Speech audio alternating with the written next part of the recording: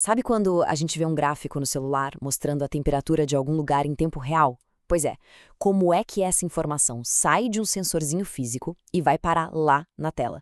Hoje a gente vai desvendar essa jornada. Essa é a grande questão, né? É o coração da tal da internet das coisas, a IoT.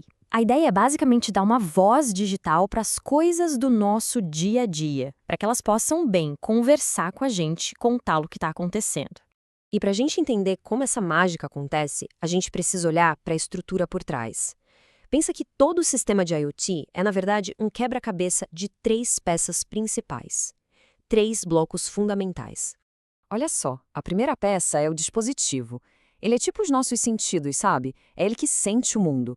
Depois vem a rede, que funciona como sistema nervoso, levando a mensagem para frente.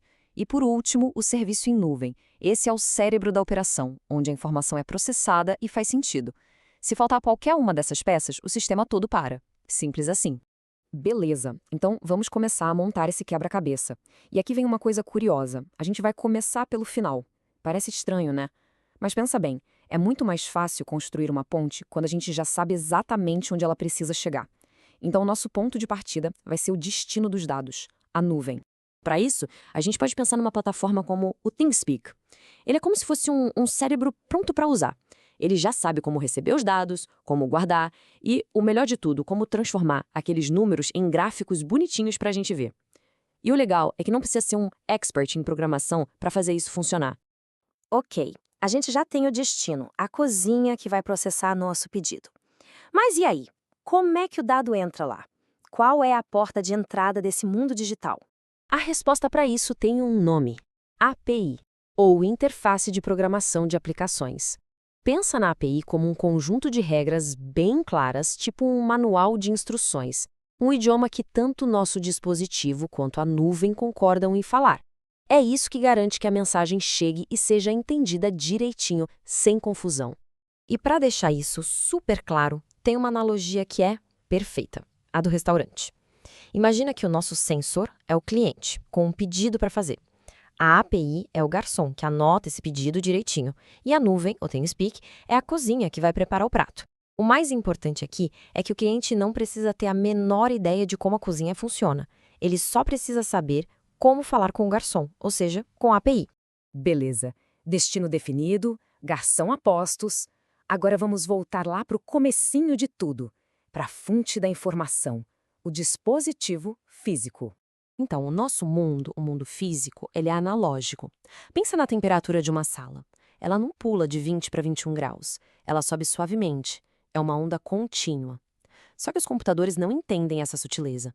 Para eles, o mundo é digital, preto no branco, 0 1. São passos, degraus. Para que eles consigam ler o nosso mundo, precisa acontecer uma tradução. E quem faz essa tradução é um carinha chamado conversor analógico digital, ou ADC. Ele fica lá dentro do microcontrolador e a função dele é basicamente ouvir esse sinal analógico contínuo e transformar isso num número. Um número que o processador consegue entender e trabalhar. Ele é a ponte entre o mundo físico e o mundo digital. Pronto. Agora a gente já tem a informação em formato digital na origem e um lugar para recebê-la no destino. O que falta? A ponte. É a estrada que vai conectar os dois. E essa estrada é o protocolo de comunicação. E olha que interessante, o jeito mais simples de construir essa ponte é usando uma coisa que todo mundo aqui usa o tempo todo sem nem perceber. Uma requisição HTTP GET. É isso mesmo. Aquele mesmo mecanismo que o seu navegador usa para carregar um site, a gente pode usar para mandar os dados do nosso sensor para a nuvem. E o pulo do gato aqui é que a URL, aquele endereço do site, vira o próprio pacote da mensagem. Tudo que a gente precisa está ali dentro.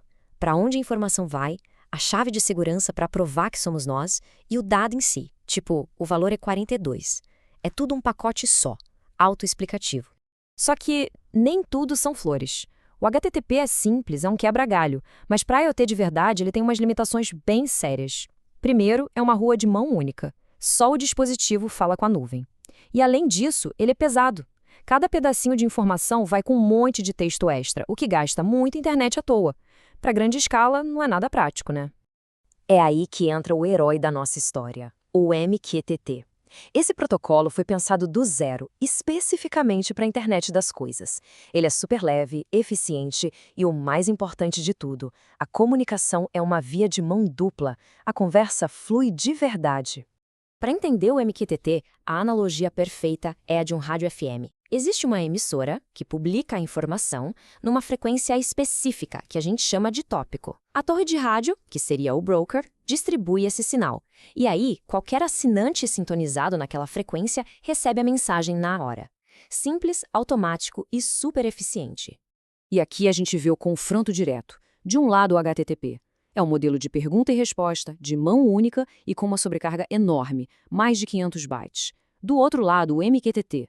O modelo é publicar e assinar, a comunicação flui nos dois sentidos e a sobrecarga é mínima, tipo 2 bytes. Resumindo, para um projeto pequeno, o HTTP até vai, mas para um sistema de verdade, a eficiência do MQTT é simplesmente imbatível. Ok, passamos por todas as etapas. Agora vamos dar um passo para trás e olhar o quadro completo, com todas as peças que a gente montou no lugar. E olha só que legal a jornada que a gente desenhou. Tudo começa com o dispositivo, lá no mundo real, sentindo alguma coisa. Um ADC traduz isso para o mundo digital. Essa informação então viaja pela rede usando um protocolo e, finalmente, bate na porta da nuvem, que é a API, e entra para ser guardada e transformada naquele gráfico que a gente vê na tela.